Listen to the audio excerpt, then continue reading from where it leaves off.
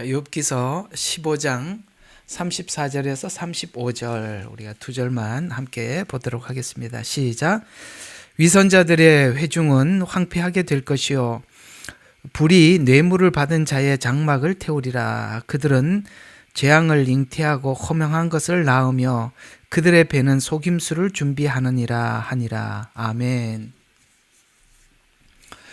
자, 오늘 엘리바스는 욥에게 뭔가 기회를 주고 또 말을 전하려고 하지만 아니 말이 참 어색하지요. 이런 상담과 이런 권면이 있겠습니까? 너는 위선자다. 그러니까 황폐하게 될 것이다. 자, 불이 뇌물을 받은 자의 장막을 태우듯이 그들은 재앙을 잉태하고 허망한 것을 낳고 그 배는 속임수를 준비한다. 회개하지 않는 너는 이렇게 될 것이다. 뭐 이런 이야기가 되겠죠.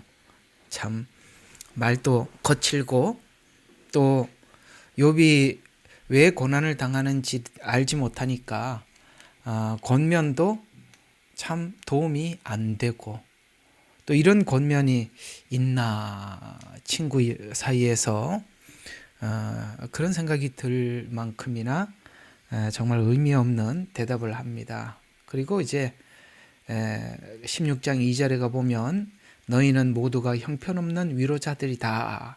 허망한 말이 끝이 있겠느냐. 이렇게 하면서 이제 욥이 대답하는 걸 보면 야, 네가 한 말 나한테 아무 도움이 안 된다. 네가 한 말은 허망한 말이고 이런 말이 뭐 끝이 있겠느냐. 계속 해봐야 뭐 이런 이야기가 되겠죠. 오늘은 여러분들과 함께 이제 이 엘리바스의 이 권면을 통해서 우리를 좀 돌아보고 또 이런 세계관 또 신앙관 하나님에 대한 신관이라고 하죠.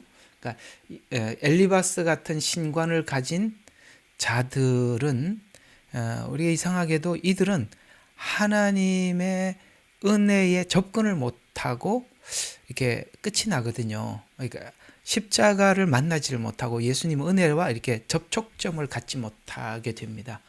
그러니까 우리가 이런 성향의 신앙인들이 또 누군지, 왜 그들은 십자가와 곧 우리가 흔히 말하는 은혜를 이렇게 접할 수 없는지 한번 우리가 생각해 보도록 하겠습니다. 일단은 우리 지난 시간 거 복습하고 좀 지나가죠. 짧은 시간이라도. 지난 시간에는 질문 없는 종교인에 대해서 살펴봤죠. 질문 없는 종교인은 자신이 믿고 싶은 대로 믿고 또 자기가 원하는 대로 믿겠다. 쉽게 말해서 하나님이, 그러니까 내가 믿는 하나님께서 간섭하지 말아주세요. 나는 내대로 그냥 내가 이해하는 대로 믿겠습니다. 이렇게 말하는 내면에는 뭐가 있다고 그랬죠? 예, 그렇습니다. 신앙의 진전이나 혹은 변화를 원치 않기 때문에 하나님 앞에 질문을 하지 않고 묻지 않는다. 이렇게 말씀을 드렸었습니다. 그러니까 이런 사람들 마음속에는 믿음의 대상인 하나님이 누군지 알고 싶거나 또 그분이 누군지는 별로 중요하지 않다. 내가 신앙을 가지는 것은 내가 원하는 것이 중요할 뿐이기 때문에 내가 신앙을 가진 것이지 당신이 원하는 것을 내가 할 이유는 없다. 그래서 신앙 중심이 하나님이 아니라 자기 중심이다. 근데 이게 무서운 이야기가 뭐냐면 성경은 이런 신앙 정신을 가지고 이렇게 말씀을 하셨다는 거. 이것은 탐심이다. 탐심은 곧 우상숭배니라. 이렇게 말씀하신 것을 생각해 보면 정말 이런 중심으로 하나님을 믿는다는 것이 얼마나 위험한지를 우리가 한번 되돌아볼 수 있었던 지난 시간 메시지였습니다. 자, 오늘은 이제 욥은 하나님께 질문을 하고 있고 또 엘리바스는 자식기가 이해하고 있는 전통적 경험으로, 그러니까 전통계 조상들부터 쭉 들어왔던 경험으로 하나님을 설명하고 있는데 오늘은 이 엘리바스가 욥의 고난을 어떻게 해석하는지를 살펴보면서 왜 이렇게 생각하고 있는 사람들이 결코 십자가 앞에 갈 수 없는 이해와 또 하나님에 대한 해석을 하고 있는지, 이게 잘못된 해석을 하고 있는지에 대해서 우리가 한번 정리를 해보면서, 혹여나 우리 여기 말씀을 듣는 여러분들이나 또 유튜브로 말씀을 듣는 분들이나 혹은 또 다른 많은 분들이 정말 이 엘리바스와 같은 신앙관을 가지고 하나님을 믿게 될 때, 우리가 금방 욥이 지적한 것처럼, 야, 너는 형편없는 위로자들이다. 허망한 말이 끝이 있겠느냐. 위로를 받아야 될 사람이 이런 말을 하고 있다는 것은, 이건 뭐 엘리바스의 말이 하나도 도움이 안 된다는 얘기가 되지 않겠어요? 이제 이런 차원에서 왜 누군가 이렇게 자기가 경험한 하나님을 얘기를 하고 또 전통이라고 한다면, 아마도 지금 현대판으로 봤을 때는 이렇게 정리된 신학이겠죠. 그 당시에는 신학이 없었으니까 조상들부터 구전으로 내려왔던 하나님에 대한 이해, 그게 이제 지금 현대판으로는 신학 뭐 이렇게 딱 정의를 내릴 수가 있는데, 제가 이번에 유튜브에 참 재미있는 한 분 이야기를 듣게 되었었는데요. 우리 한국 교회사를 파헤치면서 지난날 우리 좀 어두웠던 시기들, 예를 들어서 우리가 일제치하에 우리 기억에는 우리 선배 목사님들이나 선조 목사님들이 참 이게 목양을 하면서 참 그 일제치하 때 얼마나 많은 어떤 우상 숭배에 대한 유혹이 많았겠어요. 또 하나는 이제 6.25 때도 신앙을 지킬 것인가, 아니면 하나님 앞에서 하나님을 부인하면서 자기 목숨을 자기 부지할 것인가의 갈림길에서 많이들 서 있었지 않습니까? 신사참배라는 엄청난 이 문제 앞에서 목사님들이 또 하나님의 길을 택하기도 하고, 또 그렇지 않는데 그 어떤 분이 이제 그때 있었던 그 우리 배경 이야기를 하면서 굉장히 그 충격적인 이야기를 합니다. 물론 알고는 있었지만 그 정리를 참 잘해 두었는데, 여러분 혹시 그거 아시는지 모르겠습니다. 손양원 목사님이 이단 취급받았다는 거 혹시 아세요? 손양원 목사님, 우리에게는 누구보다 귀감이 되는 목회자의 길을 갔던 사람입니다. 그러나 그분은 이단 취급을 받고 나중에 긴 시간이 지나서 손양원 목사님이 진짜라고 판정을 받았습니다. 무엇으로 손양원 목사님을 이단 취급한지 혹시 아세요? 신학입니다. 신학. 오늘 여기 제가 이 말을 좀 빌려서 여러분들에게 말씀을 드리고자 하는 것은, 엘리바스가 가지고 있는 건 전통, 지금으로 말하면은 신학이거든요. 그러니까 이게 하나님의 바른 길을 가고 있는 욥을 보지를 못하게 하고 방해가 되더라는 것이에요. 저는 그래서 참 신학을 해야 목사가 되는 이 제도권 아래서 우리가 어쩔 수 없이 목사를 안수를 받고 모든 사람들에게, 일단은 사람들에게 공적으로 인정을 받기 위해서 신학을 합니다만, 저는 정말 반대하는 것은 뭐냐면, 신학교에서 배운 거 가지고 절대 목회하지 마라. 저는 아주 여기 지금 제 설교를 듣는 많은 분들 중에 목사님들도 계시는 줄 압니다만, 정말 저는 뭐 여러분들이 목사님들이 제게 어떤 말씀을 하시더라도 저는 정말 거기에 대해서 할 얘기가 굉장히 많은 사람입니다. 진짜 하나님의 신앙을 지키고 그 길을 갔던 사람들은 이단 취급을 받고, 대부분은 다 신사참배를 찬성했던 사람들이었잖아요. 그게 너무나도 많은 다수였다 보니까 이 소수의 사람들은 몇 명 안 되니까 간단하게 그냥 이단화 시켜버리고 말았었는데요. 여러분, 지금 우리가 이 상황에서 봤을 때 누가 옳았습니까? 당연히 믿음의 길을 갔던 우리 선배 목사님들이나 성도들이 당연히 맞았습니다. 그들은 왜 그러면 그 길을 계속 갔을까요? 신학에 함몰되지 않았기 때문입니다. 오늘 욥은 하나님의 인도함을 받는 자들이 우리 다 보고 있잖아요. 그런데 엘리바스나 이 세 친구들은 자기들이 알고 있는 전통, 신학의 틀이 너무 강해. 아무리 무슨 일이 있어도 욥이 지금 하는 질문들을 알아듣지도 못하고 도움이 하나도 안 된다는 것입니다. 그래서 저는 신학에 대해서는 이렇게 생각을, 어쩔 수 없이 신학을 해야 된다면 저는 이렇게 얘기해 드리고 싶어요. 어쩔 수 없이 신학을 해야만이 지금 우리가 제도권 안에서 이렇게 일단은 성도들이나 불신자들이 신학도 안 나온 사람들을 누구도 믿고 따르지 않으니까 어쩔 수 없이 해야 된다면, 신학에서 왜 이런 문제들을, 이런 신학이 사람들로 하여금 생각을 하게 만들었는지 그 역으로 반대로 좀 공격을 해서 얻어내시라. 나는 그렇게 신학을 한다면, 굳이 해야 된다면 저는 그렇게 여러분들한테 말씀을 드리고 싶어요. 신학에서 배운 거 가지고 목회할 생각하지 말고 신학을 배우면서 이런 문제들을, 이 학문이라는 걸 가지고 성경을 묶어 두었구나. 도리어 그렇게 다른 입장에서 보고 여러분들이 좀 더 커가는, 이해가 가요? 예, 좀 더 커가는 좀 그런 마음으로 신학을 하시라라고 그렇게 권해 드리고 싶습니다. 그렇습니다.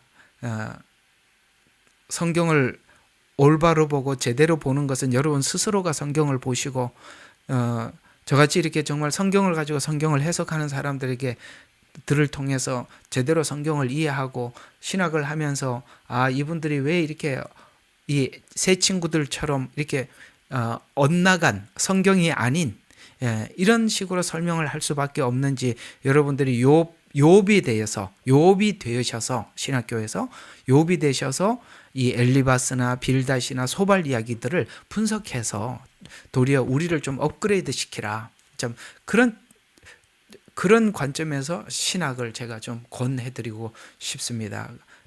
꼭 다시 한번 부탁을 드리지만, 신학을 배운 거 가지고는 성경을 보지 마십시오. 신학을 배운 거 가지고도 목회를 하지 말라라는 것이 제 주장입니다. 아이고, 신학교 학장까지 한 사람이 왜 이렇게 이야기를 하냐. 저는 신학교 학장을 했습니다만 그걸 가지고, 제가 학문을 가지고 학생들을 가르친 건 아니니까요. 자, 이제 계속 한번 봅시다. 그래서 오늘 본문에서는 욥은 하나님께 질문을 했고, 엘리바스는 자기가 알고 있는 전통과 경험으로 하나님을 설명하고 있는데, 엘리바스가 욥의 고난을 보면서 어떤 해석을 하는지 살펴보면서 왜 이런 사고를 가지고 성경을 접근을 하게 되면 결국 우리가 하나님께서 우리에게 비춰주고 싶은 그 십자가라는 그 은혜 앞에까지 갈 수 없는지를 살펴보려고 하는 것입니다. 이런 사고 가지고는 결코 십자가를 만날 수 없다라는 게 오늘 주제가 되겠습니다. 자, 그러면 우리가 앞에 주장했던 바대로 엘리바스의 논리는 그냥 간단해요. 지금으로 말하면 신학이라는 틀, 딱 더 이상 진전도 없고 그냥 물러섬도 없고 항상 똑같습니다. 그러니까 그냥 이거죠.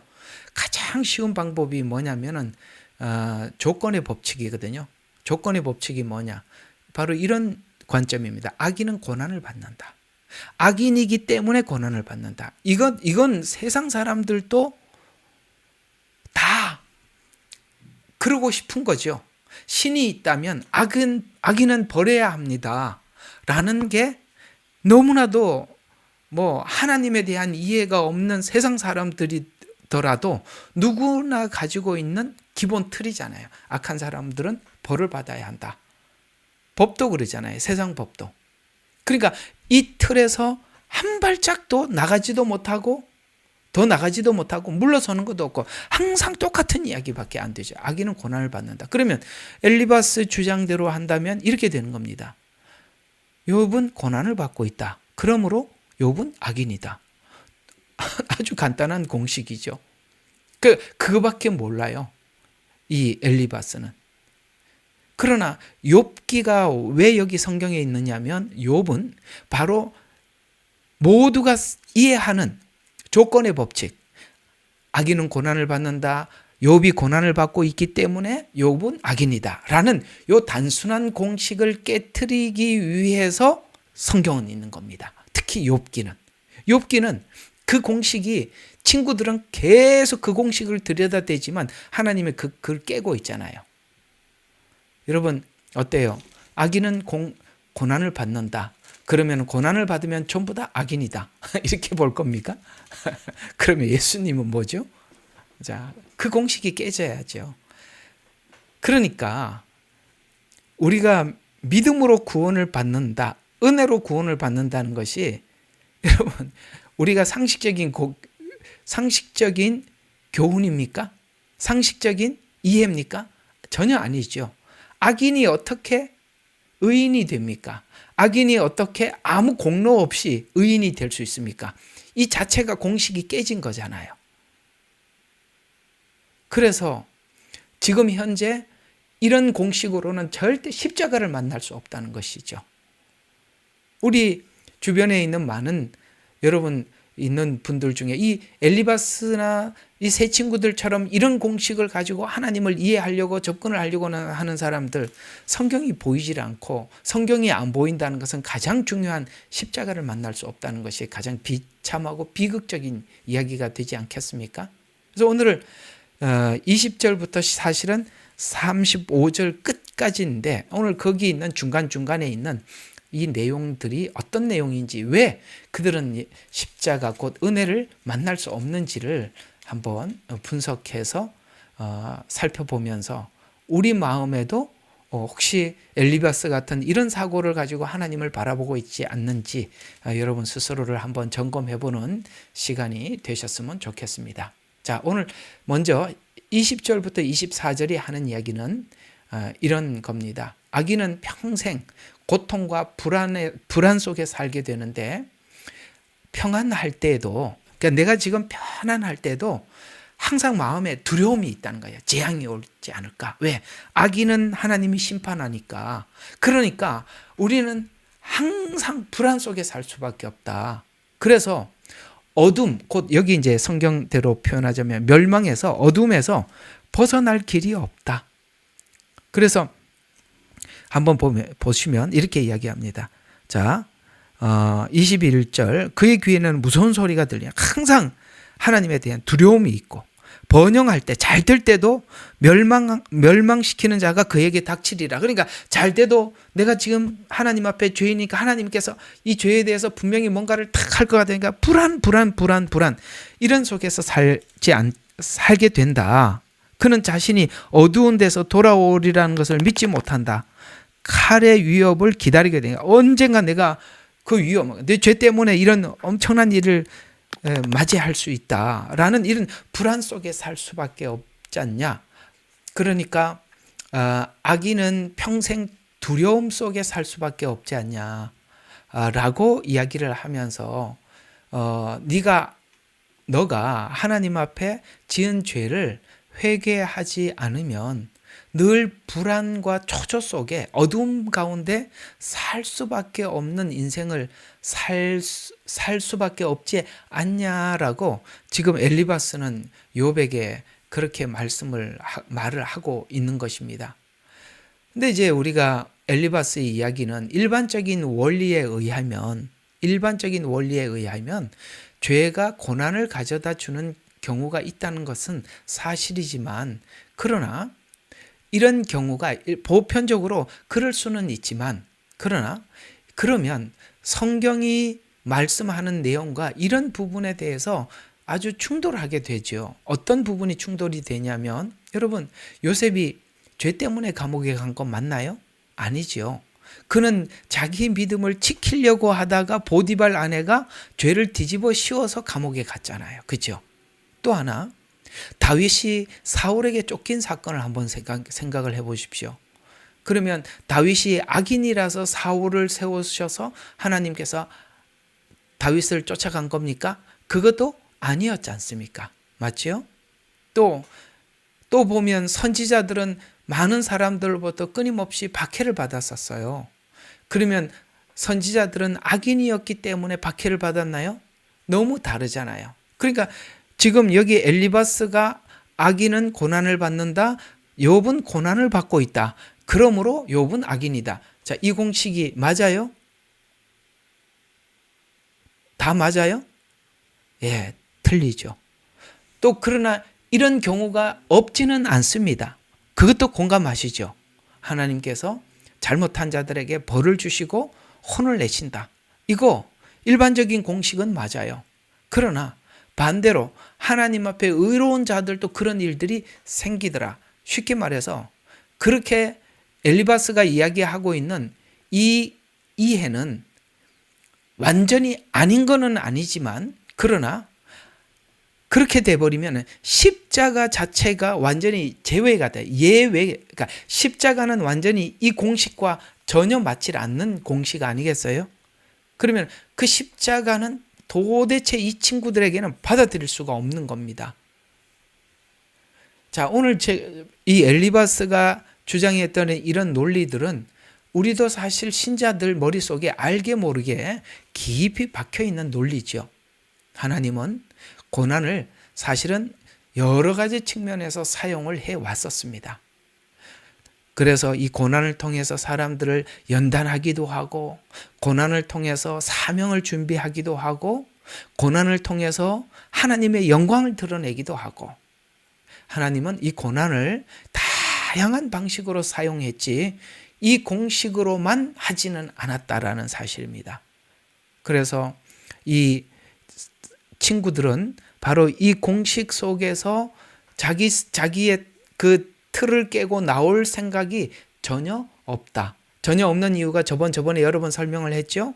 하나님이 자기를 변화시키는데 아무것도 하지 말아달라.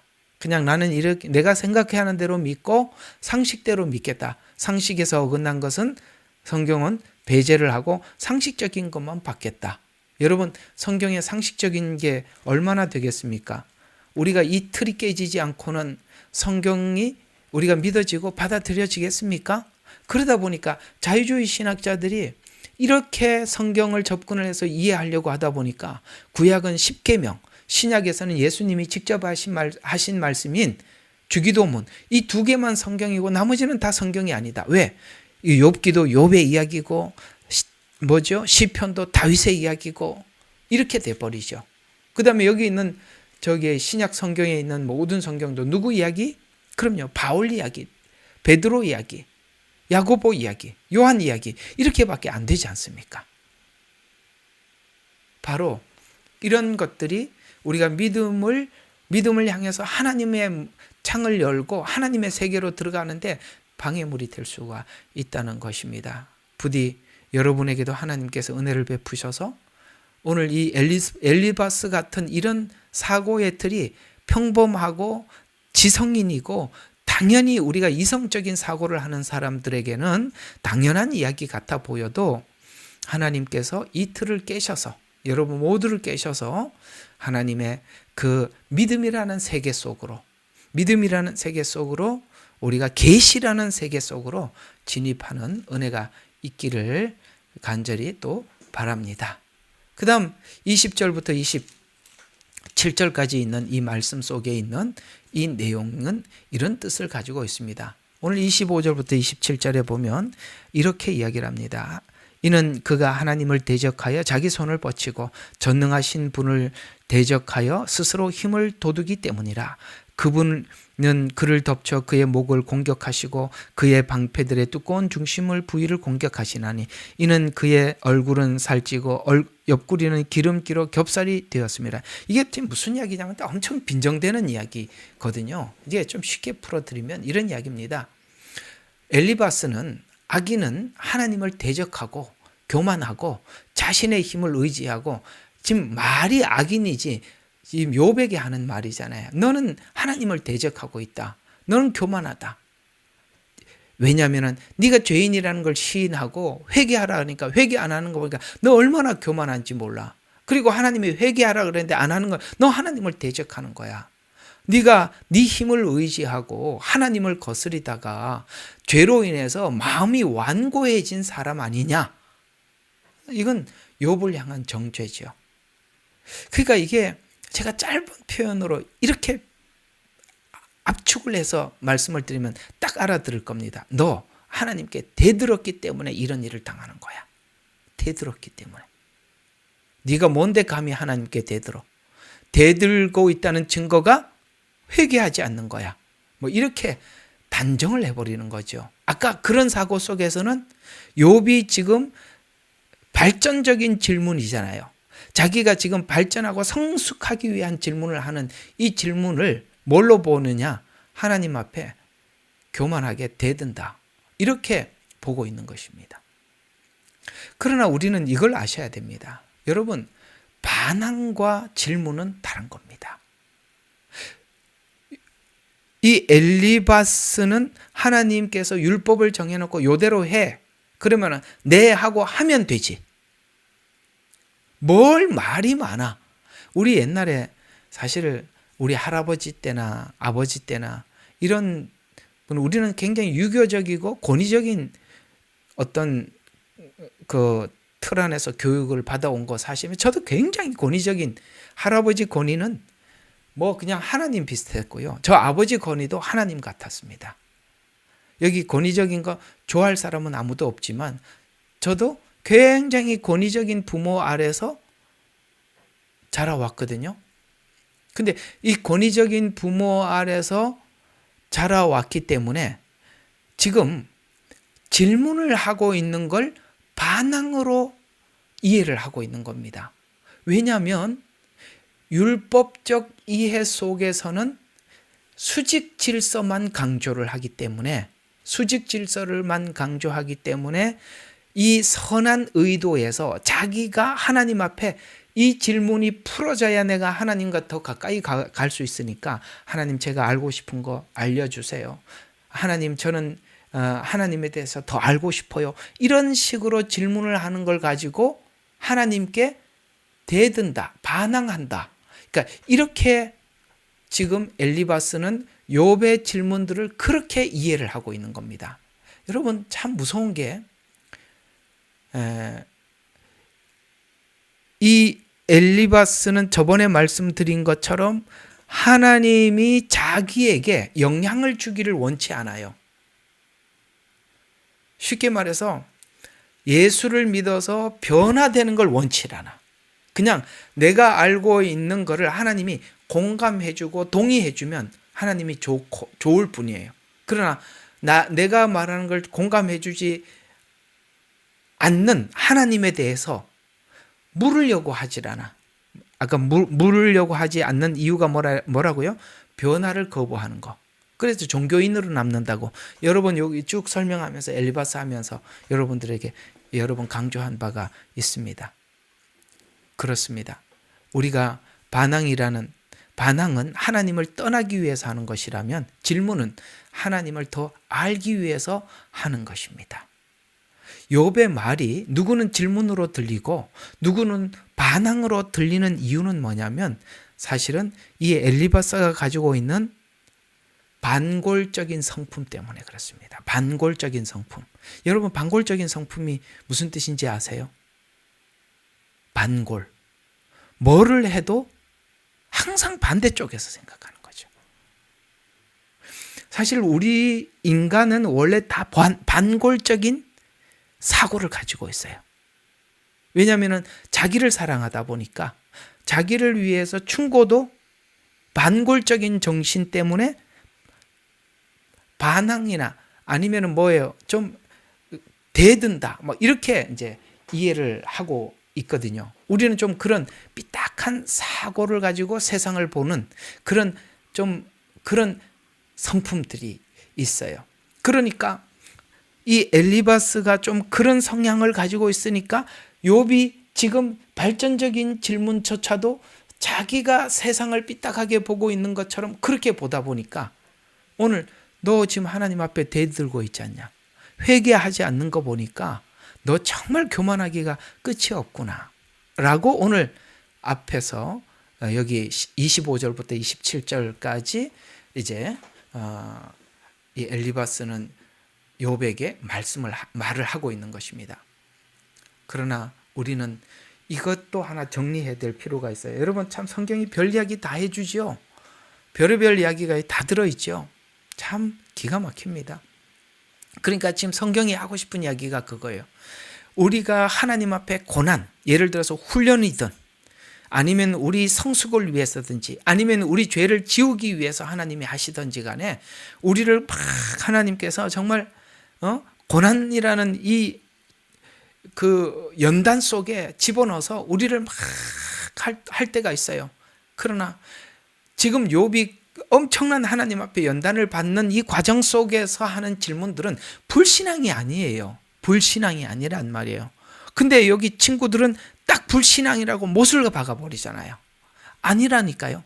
불신앙이 아니라 내가 그래서 하나님, 내가 하나님 앞에 모르는, 나도 모르는 하나님만이 알고 있는 어떤 무엇을 위해서, 뭘 해결하기 위해서 저를 뭘 업그레이드 시키려고 이렇게 하시는 겁니까? 라고 이렇게 진지하게 묻는 이 질문들을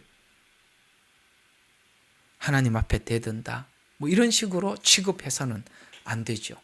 그래서 우리는 이런 말들을 우리가 마음에다 그 말을 정말 그러니까 욥이 지금 하나님 앞에 성숙해 가기 위해서 이 시간을 보내고 있잖아요.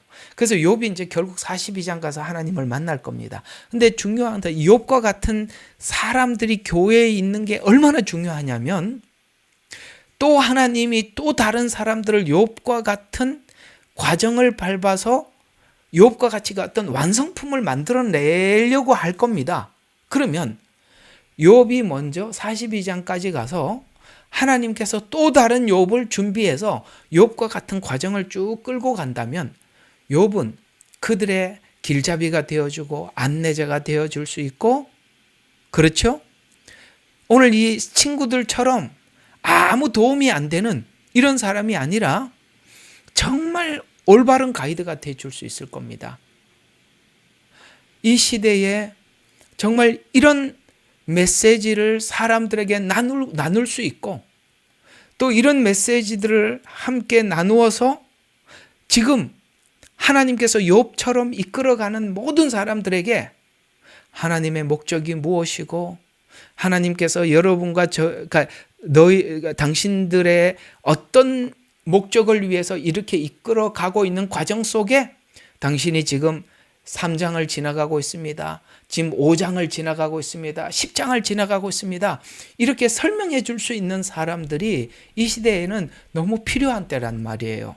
왜냐하면 우리가 이런 것을 우리가 알고 또 이런 과정을 지나가는 사람들에게 길잡이가 되어줘야 할 만큼 우리 한국교회가 그런 시간이 충분히 됐고 이제는 그런 사람들이 욥이 나와줘야 되는 이 시점에 욥이 너무 작은 것이, 욥이 너무 없는 것이 너무너무 안 됐다는 거예요.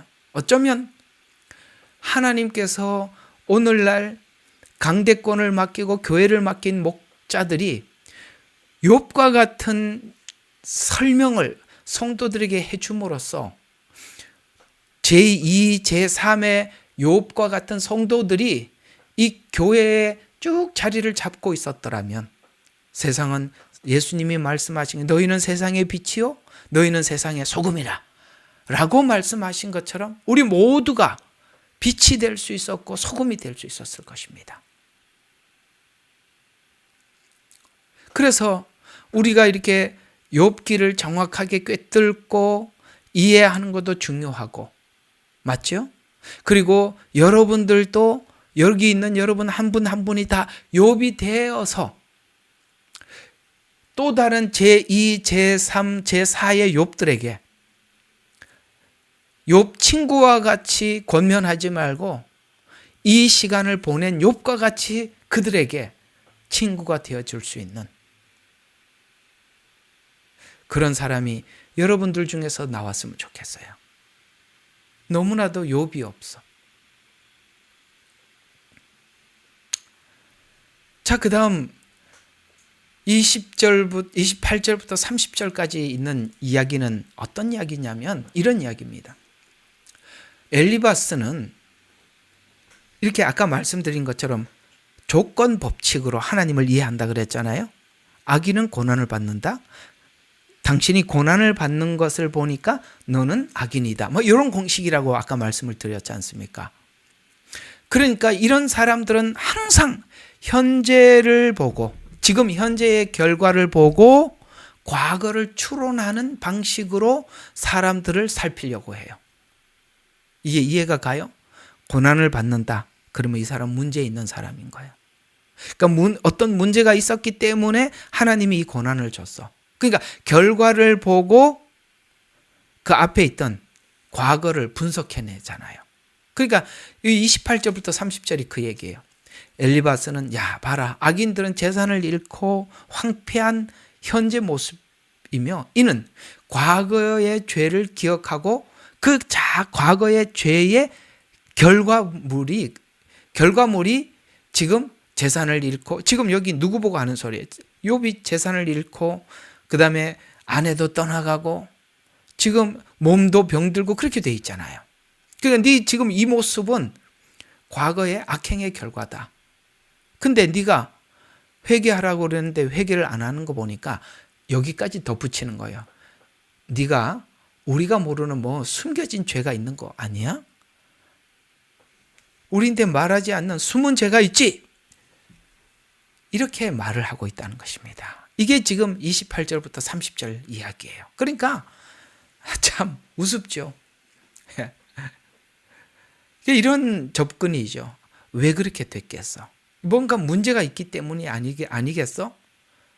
하나님이 분명히 이유가 있어서 그럴 거야. 이 내용은 욥이 당한 현실과 정말 비슷한, 그걸 지금 다 꺼내놓죠. 너 재산 잃었잖아. 자녀 잃었잖아. 건강도 명예도 잃었잖아. 문제가 있는 거 맞지?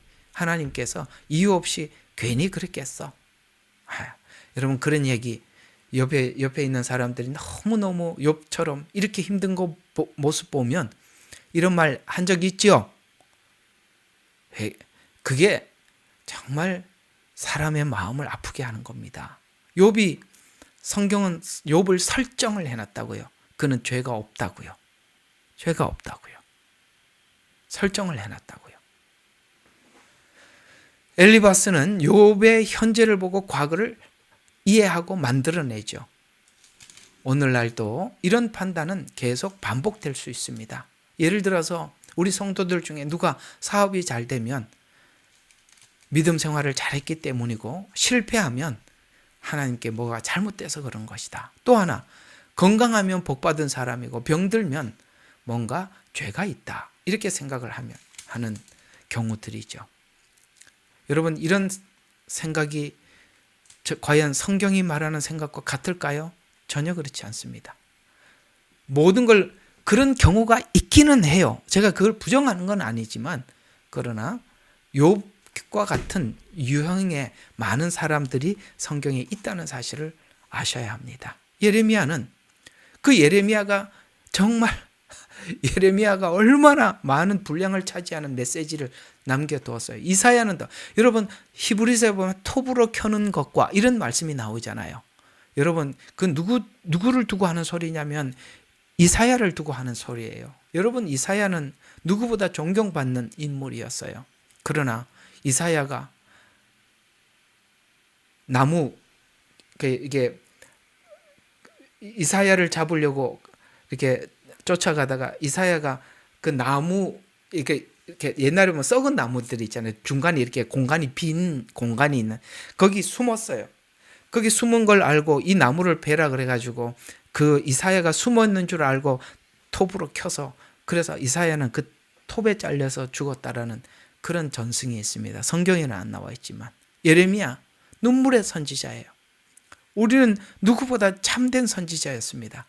그러나 그의 사역은 누구도 알아주지 않고 누구도 듣지 않았어요.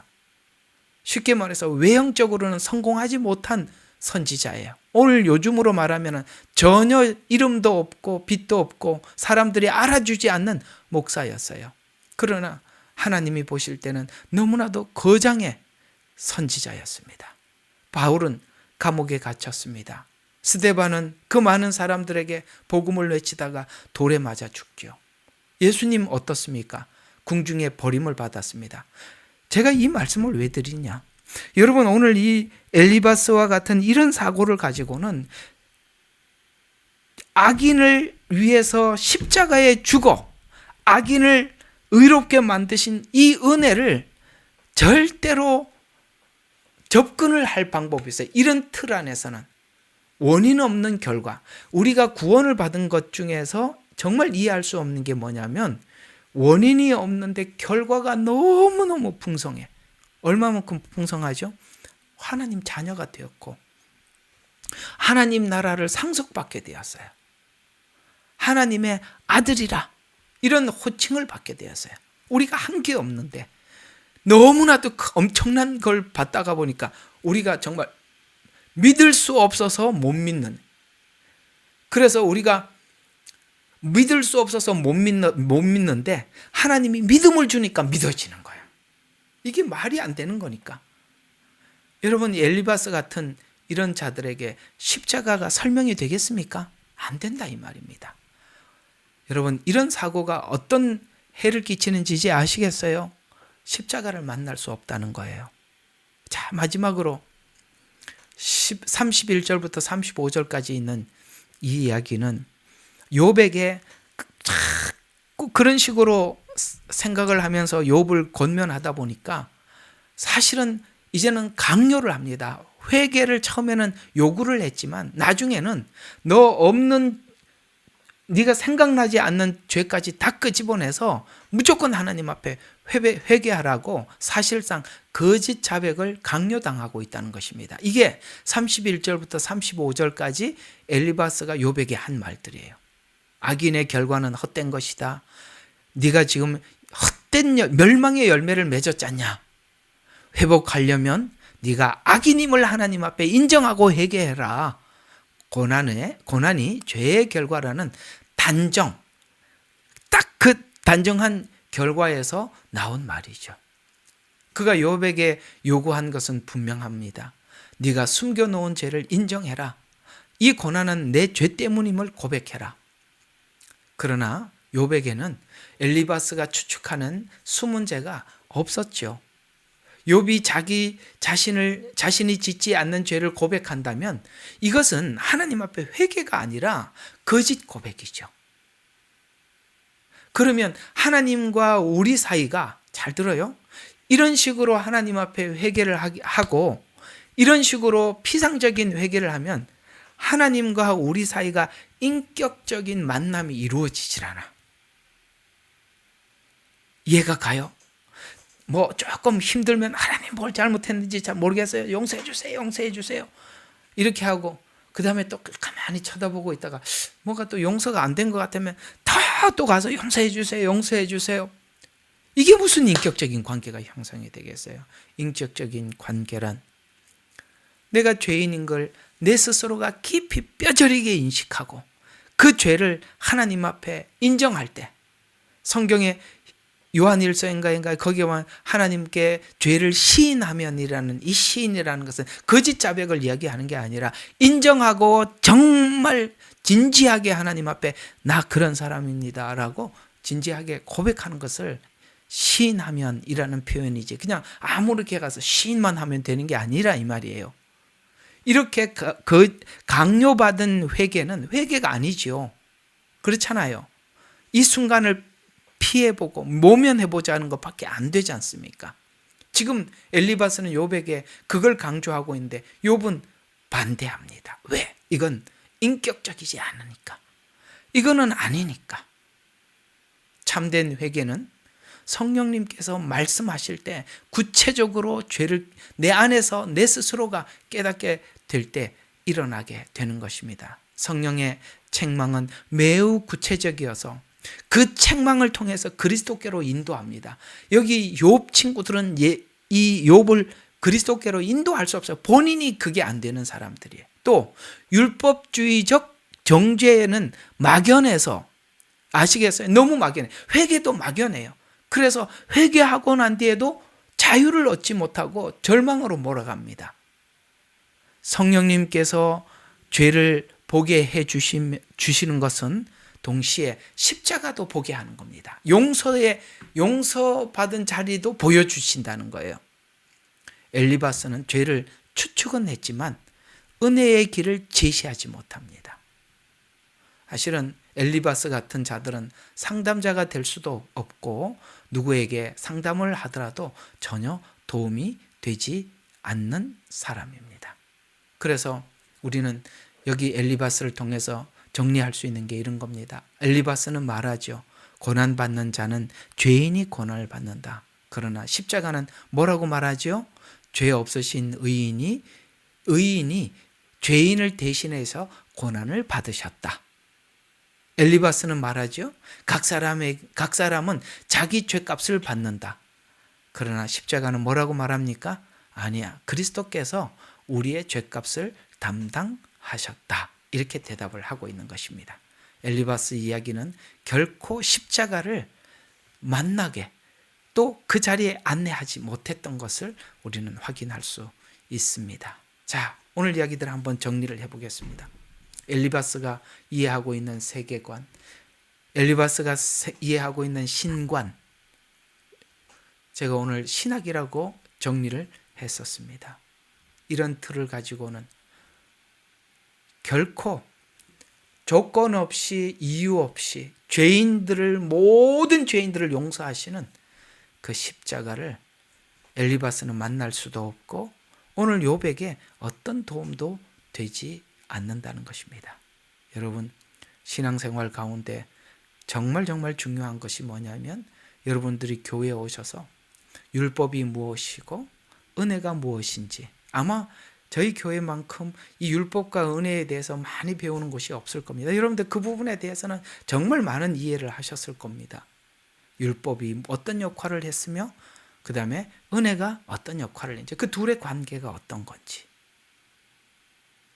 오늘 엘리바스처럼 이런 관념을 가지고는 이 의인인 예수님이 고난을 받아서 우리 죄를 대속하고 악인인 우리가 이유 없이 구원을 받았다. 이것처럼 너무나도 충격적이고 이해가 안 되는 일이 없지요. 그거는 이해로는 할 수 있는 게 아니에요. 하나님이 베풀어 주신 성령 안에서 은혜만이 이 문을 열게 만드는 것입니다.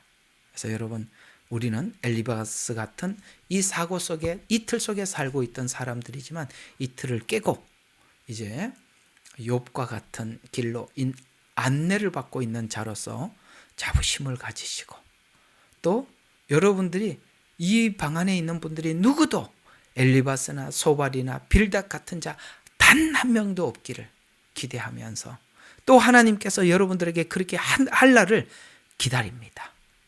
다 욥이 되셔서 정말 많은 사람들의 등불이 되어주시고 안내자가 되어주십사. 한 번 더 부탁을 하면서 기도하고 마치겠습니다. 하나님, 오늘 15장에 있는 엘리바스의 그 세계관, 신관, 그걸 보면서 그렇습니다. 우리도 엘리바스 같은 이런 세계관 속에 살다가 나온 사람들입니다.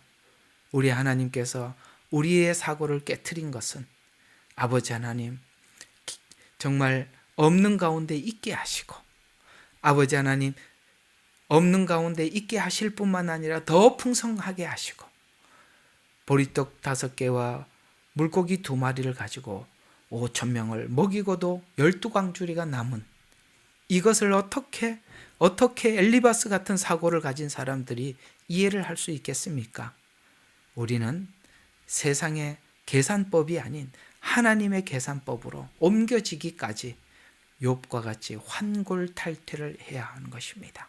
하나님, 그 과정 속에 우리는 각자가 1장, 2장, 3장, 4장, 5장 이렇게 한 장 한 장 하나님의 안대함을 받고 가는 길 속에 우리 모두가 욥이 탄생되게 해주시고, 또 이제는 친구들과 같은 가이드가 아닌 욥 같은 가이드가 되게 하여 주시옵소서. 예수님 이름으로 기도드렸습니다. 아멘. 예레미야의 눈물은 시대에 맞는 말씀 선포와 변질되지 않은 순수 복음을 외치고 있습니다. 함께 연결되어 하나님께 예배드리며 이 마지막 때에 하나님께 쓰임받길 원하시는 분은 카카오 채널로 연락 주시면 연락드리도록 하겠습니다. 고정 댓글에 채널 경고와 착제에 대비한 예비 채널과 제2채널 링크를 올렸습니다. 이 채널 또한 구독 부탁드리겠습니다. 감사합니다. 우리는 역사상 가장 중요한 시점을 지나고 있습니다. 하나님께서는 하나님의 일을 하시기 전에 사람을 준비시키셨음을 우리가 알고 있습니다. 하나님 말씀은 마지막 때에 대추수, 대부흥의 때가 있다고 분명히 예언하고 있습니다. 아멘. 하나님의 말씀이 그대로 성취될 것을 믿습니다. 예레미야 눈물은 잠자는 교회와 영혼을 깨우기 위해 노력하고 있습니다. 이 가슴 뛰는 일에 함께 하길 원하시는 분은 카카오 채널로 연락 주시기 바랍니다.